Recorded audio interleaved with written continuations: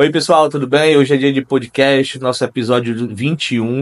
Então a gente já tá caminhando uma historiazinha bem bacana com todos os podcasts que a gente vem construindo e colaborando com as pessoas, e isso é muito bacana pra gente que faz parte da Contropax.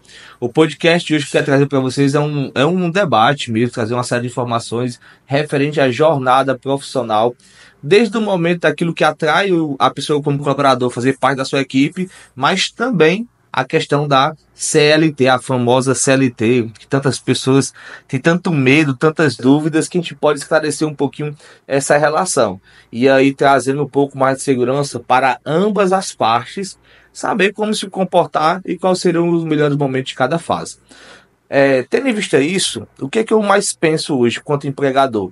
Que hoje nossas empresas têm que ser um ambiente de atratividade para que as pessoas queiram fazer parte, queiram se desenvolver e queiram ter uma caminhada nesse processo.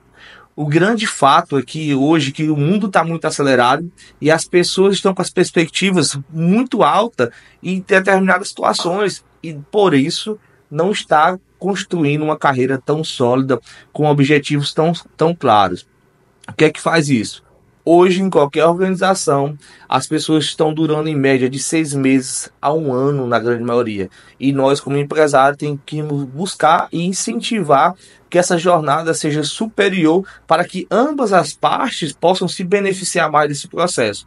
Que ela possa entender onde pode melhorar, onde ela pode evoluir. E nós também, como empregador, como a gente pode melhorar nossos ambientes para que essas pessoas permaneçam mais tempo dentro das empresas. Hoje, como é que aqui na Contropax funciona? Vou compartilhar nossa própria experiência e o que a gente debate muito no mercado.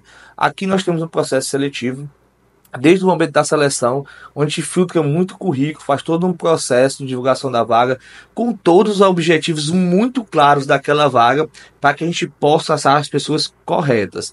Desde a questão de benefício, desde a questão de princípios da empresa, desde a questão de remuneração e ser uma série de cumprimentos da função que vai exigir do seu conhecimento técnico e operacional. Quando eu faço isso, eu percebo que as pessoas com os melhores crives, os melhores olhares, pelas plataformas que a gente busca os currículos, divulga nossas vagas, a gente tem adquirido mais perfis qualificados para as vagas. Então aqui o primeiro ponto ao divulgar uma vaga, fazer isso com uma claridade muito grande para que a pessoa possa saber o que ela pode esperar da empresa e o que ela deve se comprometer para com a empresa. Então, esse é o primeiro etapa de qualquer processo seletivo para ambas as partes. Eu digo muito, Mirella, que um processo seletivo ele não é a escolha da empresa, mas sim uma escolha da empresa e do colaborador querer fazer parte daquela empresa. E os dois têm que estar muito conscientes desse processo, para eles entenderem de verdade como eles de fato vão crescer junto, porque toda empresa ela é feita de pessoas para pessoas. Nunca vai ser diferente. Pelo menos até hoje, na minha visão, não tem como. Então, com base nisso, com essa claridade de objetivo para ambas as partes, você pode fazer um bom processo seletivo. E uma vez que você faz o processo seletivo, é bom que a pessoa conheça missão, visão, valores da empresa. É bom que ela tenha ciência de quais são os principais objetivos da organização. É importantíssimo que ela saiba quais são os principais diretrizes dessa empresa, para que ela se propõe no mercado, qual é a principal finalidade dela. Por exemplo, a Contropax ela tem missão, visão e valores muito claros, muitos objetivos. E até os nossos valores são explicados o que ele significa para nós. E neste ponto, o que a gente fala? O que eu espero de você? Eu espero isso, isso e aquilo. Dentro dessa perspectiva daquilo que eu espero, eu também digo que o colaborador pode esperar de nós dentro da seleção, uma vez que eu também apresento a empresa a ele de uma maneira geral nesse processo. Por que eu faço isso? Para que ele entenda o ambiente, como ele vai ser cobrado, como ele vai se comportar, como ele pode se desenvolver, quais caminhos pode percorrer. Quando eu faço isso e busco ter essa assertividade, eu percebo que no momento de uma chamada de atenção, se for necessário, no momento de um feedback, eu falo para ele assim: você se lembra do seu processo seletivo? Como é que ele foi? O que é que eu tinha falado lá? Aquilo daquela jornada até o momento se fez verdadeiro? Então, ou seja, ser claro e objetivo, mas também ter o lado humano enquanto organização.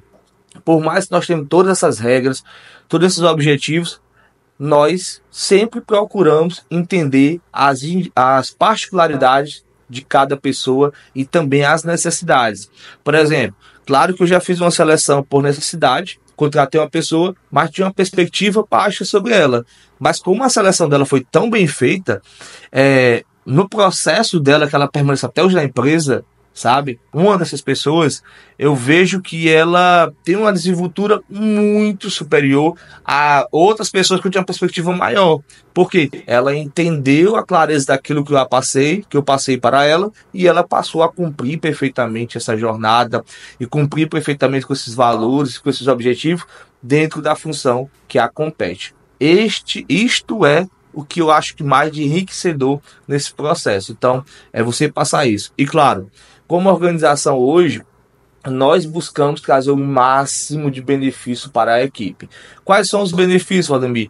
Ambiente limpo, organizado, um ambiente que tenha curso, treinamento para que eles possam se desenvolver, vários benefícios, desde plano de saúde, plano odontológico, o Gympass também, que é um programa de bem-estar. Então, todos esses programas que a gente coloca na mesa, também várias confraternização, onde as pessoas realmente podem beber se elas quiserem, se elas podem realmente se sentir em casa, podem se sentir à vontade. A gente deixa as pessoas mais à vontade possível para elas ser quem elas são, mas elas também sabem quem a empresa é. E aí nós nunca tivemos nenhum problema frente a isso, muito pelo contrário, a gente consegue trazer todas essas pessoas para mais perto da marca Control Pax. E a gente, ao longo do tempo, tem visto que esse processo é um processo vitorioso. Então, isso é o que eu acredito verdadeiramente quanto à organização, e toda empresa que acaba tendo essa clareza tem esse sucesso de poder ter pessoas mais longevas dentro do seu quadro, pessoas que realmente se desenvolvem dentro da sua empresa. Nós, na última sexta-feira, fizemos um Control Pax Day, que é o dia, como fosse o primeiro dia de Control Pax. E cada setor fez sua apresentação, e eu, como CEO da empresa, também fiz uma apresentação da empresa novamente para a equipe. E ali a gente pôde bater um papo de informações e tudo. E neste momento, que era um momento tão importante, a gente também usou para uma promoção. Porque eu quero que a minha equipe entenda que dentro desta empresa ela vai evoluir e ela vai ser reconhecida da evolução dela se ela seguir os nossos princípios e entregar os resultados para os nossos clientes. Então, poxa, se toda a equipe vê isso nesse momento, toda a equipe fala assim, poxa, se eu fizer isso, eu também sou capaz. E é nisso que eu acredito quanto empresa, para que você possa reter os melhores talentos. E aí, sempre que você puder, quanto à organização, em promover o melhor ambiente, promover integrações, promover uma cultura forte, você vai sair mais vitorioso enquanto montar times, montar equipe. E é nesse processo que a gente vê as grandes organizações tendo realmente engajamento de cultura e realmente tendo menor custo com rescisão, com problemas trabalhistas e por aí vai. Então, pessoal, essa primeira parte, que eu digo que é uma parte de seleção e cultura e adaptação, é o que toda empresa, quando implementa, tem esse resultado que espera, esse resultado organizacional. Já temos um outro ponto de vista, que é o ponto de vista mais legal da legislação. E eu gosto muito de falar assim, independente de amizade, independente de família, independente de que for, conhecido ou não, tudo aquilo que a gente fala, a gente deve poder botar no papel, na verdade deve colocar no papel, para que as pessoas não se esqueçam, nem de um lado e nem de um outro. Então hoje, quando a gente faz um processo admissional, eu sempre digo assim, poxa, faz um bom contrato de trabalho por áreas específicas da sua empresa. E a melhor pessoa para fazer isso é um advogado e um contador, que tenha bastante experiência nessas funções. Vamos lá, o cara que é gerente, ele pode ter o mesmo contrato de trabalho de quem é um empregado? Não. O empregado da área de limpeza? O empregado da área de vendas? Não, são funções diferentes, são atividades diferentes, e aí nós precisamos modelar esses contratos para que ele não haja problema de dupla função, de desvio de função, e ter um encargo maior, e ser claro nos objetivos que a gente quer daquele colaborador. Também tem um quadro de carreiras, pessoal. Quando você faz um quadro de carreiras, o cara que é auxiliar, ele quer virar assistente. O que é assistente? Ele quer virar analista. E quem sabe virar um subcoordenador, virar um coordenador, um diretor. E ele vai entender, dentro desse quadro de carreira, quais são os pontos e qual o caminho ele deve percorrer para melhor desempenhar a sua função. Valdemir, isso é para grandes empresas, isso só é para multinacionais. Pessoal, esquece. Hoje fazer um quadro de carreira, fazer um regime interno é muito simples, tem vários modelos, mas eu volto aqui a aconselhar.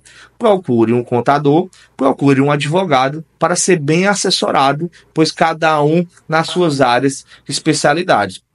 Quando você faz isso, o cara pensa assim, poxa, eu tenho a clareza de qual caminho a empresa, dentro da empresa eu posso seguir. Isso se for o caso dele. Aí tem gente que fala assim, poxa, o pessoal de hoje, uma frase muito conhecida, as pessoas de hoje não querem mais se desenvolver, as pessoas de hoje não querem mais aquilo, não querem mais isso. Meu povo, quando é que foi que o planeta teve 8 bilhões de gente? Faz pouco tempo agora que a gente espera, pelas estimativas, que tenha chegado a 8 bilhões de pessoas. Então, a complexibilidade aumentou significativamente. A cultura mudou, as relações se alteraram. Então, como é que você, enquanto empresário, quer permanecer o mesmo? Tem como? Não. Então vamos fazer essa nova adaptação. Faz aí um plano de cargos e carreiras, faz um regimento interno para que toda a sua empresa conheça aquilo que você realmente espera da sua organização. Como é a conduta, como é o dia a dia. O cara pode chegar na Control Pax de short para trabalhar. Poxa, é muito bacana de short, mas o ambiente não é propício para que você esteja de short. A pessoa pode chegar de gola polo? Pode, se for a gola polo da Control Pax, ele pode trabalhar de gola polo. Ela pode vir trabalhar aquelas camisas sem manga? Não, não pode, não é permitido no nosso ambiente. Tá certo? E, enfim, por aí você vai relacionando uma série de situações que você queira que essas pessoas sigam essas diretrizes, para ficar excelente para ambas as partes. Outra questão também é como é que você estabelece as remunerações. Por exemplo, um auxiliar pode ganhar a mesma coisa de um assistente? Não é recomendável. É importante que haja uma diferença de remunerações de acordo com o nível e o cargo e dentro da hierarquia das funções. Isso é base para não cometer-se um erro. Então, se tiver no papel, fica mais fácil para que você não possa errar. Os benefícios. Existe uma maneira de estruturar os benefícios para as pessoas? Claro que existe. E esses benefícios que você estruturar, você pode até estabelecer por níveis de cargo, essa questão de benefícios. Você pode até estabelecer para que as pessoas tenham uma melhor qualidade de vida dentro dessa organização. Então, poxa, tem tanta coisa que a gente pode colaborar com nossos clientes, que a gente pode colaborar com as pessoas, que esse processo, ao estar no papel, fica mais claro para ambas as partes. E aí você conhece melhor o jogo que deve ser jogado na organização. Tem outra brincadeirinha que te fala muito assim, ó, a folha de pagamento, né? A folha de pagamento, pessoal, é um momento muito sério, onde as pessoas que têm uma conversa que antigamente se pagava por fora, mas hoje em dia não precisa mais pagar nada por fora, porque existem questões legais que você pode fazer para que isso esteja na sua folha e não afete em nada o seu processo. Claro, desde que isso seja realmente uma verba momentânea. Qual seria essa forma de legalizar essa operação momentânea para que você não tenha um custo alocado de forma definitiva na sua folha? Seria você colocar como prêmio. Então tem essa solução do prêmio e também existem outras soluções. Mas é importante que esteja especificado por que é prêmio. Senão vai ser aumento de salário. Tá bom? Então isso tem que estar no seu processo. Rotinas de controle de jornada. Nós, como organização, temos que entender como é que funciona o nosso controle de jornada. Se eu abro a empresa 8 horas e fecho ela às 22 horas, eu tenho um intervalo muito superior a 8 horas por dia. Então, como é que eu vou montar esse controle de jornada? Dentro da contabilidade, a gente consegue te ajudar a estruturar esse processo para você não cair nessa cilada. E até mesmo usar outras ferramentas dentro desse processo que pode te auxiliar também nessa questão. E o grande ponto é, Normalmente, quando você tem mais de uma loja, ou sua loja é muito grande, você vai lá ter o seu gerente, correto? O seu gerente precisa ter um manual de condutas e boas práticas. Porque, vamos lá, se ele chega a assediar uma mulher, o que vai acontecer com você? Você vai ter responsabilidade sobre isso. Se ele chegar a assediar uma cliente, também vai. E aí, vice-versa. Então, você precisa também colocar o manual de boas práticas da gestão que se relaciona com a sua equipe e com seus clientes para deixar claro o que ele pode ou não pode fazer dentro desse processo, para que a sua empresa não pague pelo erro de um gerente seu, por mais que você explique a ele todas as normas de conduta. Então, ele também ter um manual específico para ele, ele vai poder você vai poder mostrar, não, ó, tá aqui o manual do gerente, ele descumpriu o manual, eu não tenho responsabilidade sobre isso, porque ele sabia claramente que ele não poderia fazer isso. Olha como as regras trabalhistas, elas são benéficas também para a empresa, se você souber utilizá-las. Da mesma forma, é quando você vai olhar o quadro de férias, que a grande maioria das pessoas não administra as férias, e aí acaba chegando a pagar umas férias em dobro, sem ter essa necessidade, se você tivesse uma boa gestão disso. Valdemir, minha empresa é pequena, eu tenho 3, 4 funcionários, não sei o que fazer para dar férias. Olha, você pode fazer um contrato por tempo determinado para com uma pessoa, para que ela possa substituir aquela que vai entrar de férias. Ah, Valdemir, mas é difícil selecionar. Mas é o que a legalidade lhe permite e é o que você pode trabalhar e deve trabalhar. Porque, pensa comigo, quais são as ferramentas que você tem para a sua gestão? São essas, certo? Mas eu queria uma mais fácil. Mas não tem, são só essas daqui. Mas essas daqui resolve se você saber conhecer, se você saber realmente se planejar, se você realmente colocar um empenho de um processo. Uma coisa bem específica da Contropax. Nós temos vagas constantemente abertas, mesmo não precisando de quadros de colaboradores. Por quê? Porque a gente vai selecionando vai fazendo um processo seletivo, entendendo os perfis, entendendo os mercados e já deixando pré-estabelecido que aquelas pessoas ali, nós temos grau de interesse relevante em contratação.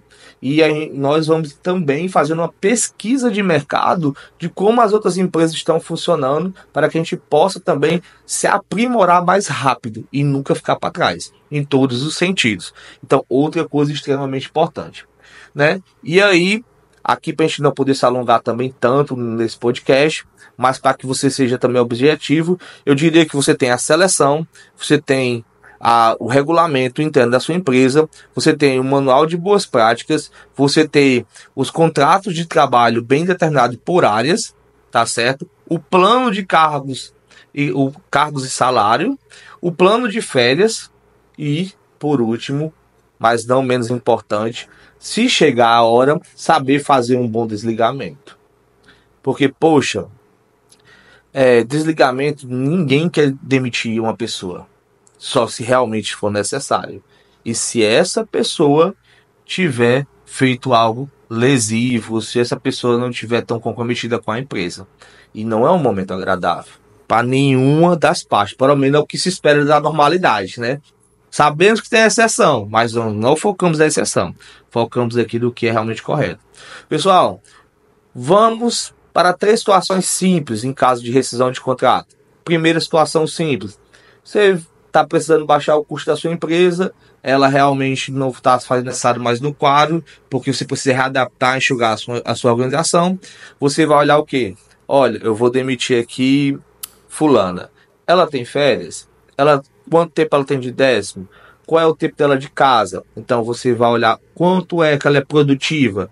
Você vai olhar daquelas pessoas que estão no seu quadro, quem são os mais produtivos, entrega mais resultado primeiro, e os que entregam menos. Depois você vai olhar o que ela tem de férias, o que ela tem de terceiro já acumulado e outros benefícios, para que você possa projetar, se preparar para projetar a rescisão e conversar com a pessoa. Quando você vai fazer a demissão, você tem 2 formas. A demissão com aviso trabalhado ou aviso indenizado. Você precisa ver exatamente o que? O seu fluxo de caixa, se você tem isso para honrar com esse compromisso, logo de imediato, sabendo que demitir é caro, tá bom? Por isso que tem que ter tanto cuidado com a seleção que eu falei lá no início. Pronto. Essa é a primeira etapa que eu diria que é a mais fácil. Existem algumas nuances aí, mas eu não quero entrar bem especificamente nessas questões. A outra forma é a demissão quando o colaborador pede. E aí é um dos grandes problemas das empresas. Se você não tem, Emanuel, alguém para substituir de imediato, como é que você vai fazer isso? Você tem que correr para poder repor essa pessoa no seu quadro de colaboradores. Imagina se ela pede para sair agora, se da sua empresa. Aí por isso que a gente fez no podcast passado comigo o manual lá de boas práticas administrativas, fazer os POPs e tudo mais, para que a gente possa ter aquela função bem desenhada, as atividades ali bem guardadas já, para que a gente não tenha o menor esforço possível para retreinar essa pessoa. Mas se você é uma empresa que tem uma boa imagem de mercado, se você é uma empresa que tem um vasto currículo já guardado ali, armazenado, seguindo a LGPD e tudo mais, e sendo bem conhecida por isso, assim, quando você lançar a vaga, divulgar a vaga, facilmente você consegue repor essa pessoa que saiu. Então, essa é a segunda opção de rescisão, que eu diria que seja mais comum, quando a pessoa sai e não vai cumprir o aviso, ou quando ela vai cumprir o aviso, você tem um tempinho mais para fazer essa transição de maneira saudável. E a terceira, que muita gente tem muito tabu com ela, mas eu não vejo por que tanto tabu com esse tipo de rescisão, que é a demissão por justa causa. É quando um colaborador chega a fazer uma falta grave à sua empresa, naqueles princípios, valores ali restabelecidos. Por isso que eu falo que é tão importante essa clareza entre as partes. Que você tenha o regimento interno, tenha o manual de boas práticas, que você tenha um plano de cargos e salário, que você busque desenvolver isso. Imagina se você tem 10 anos de organização e não tem isso. O que foi que em 10 anos você teve de empresa que não chegou a esse ponto? Será se você não conseguiu sentar um momento para debater sobre isso? Então nós temos que profissionalizar a gestão da empresa o máximo possível.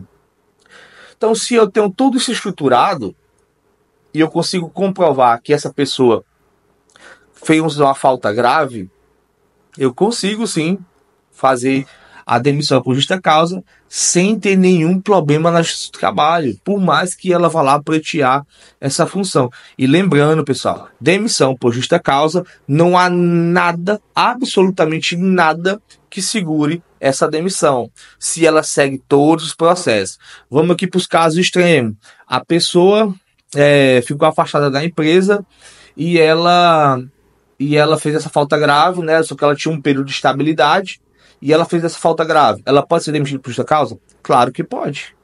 Entendeu? A demissão de justa causa, ela é um fato de natureza de força maior. Por isso que ela tem essa característica tão assim específica.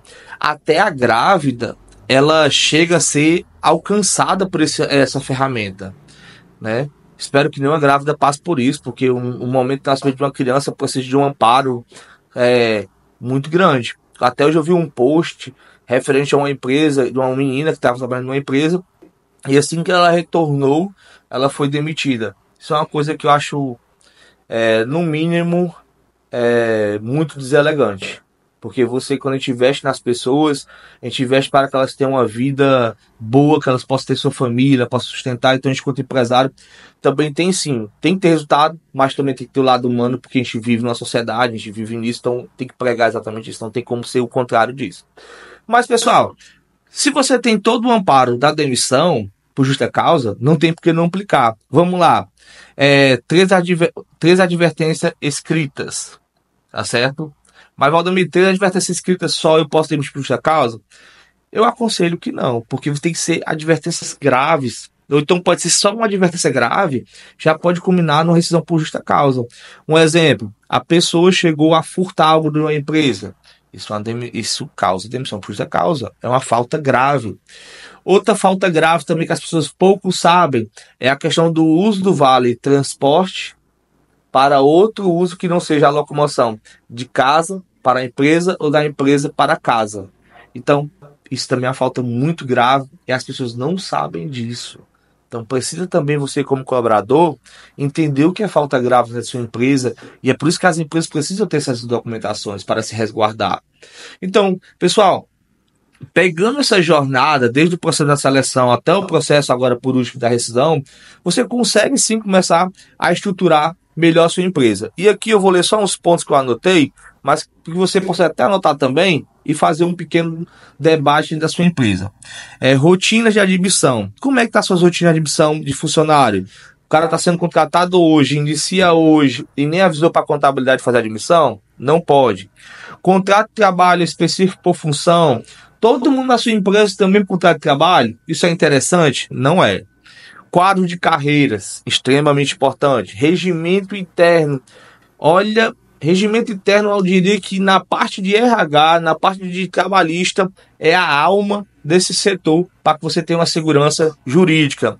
Complexo de remuneratório formatado. Remuneração diferente, remunerações variáveis e por aí vai, é extremamente importante. Plano de benefício estruturado da sua organização.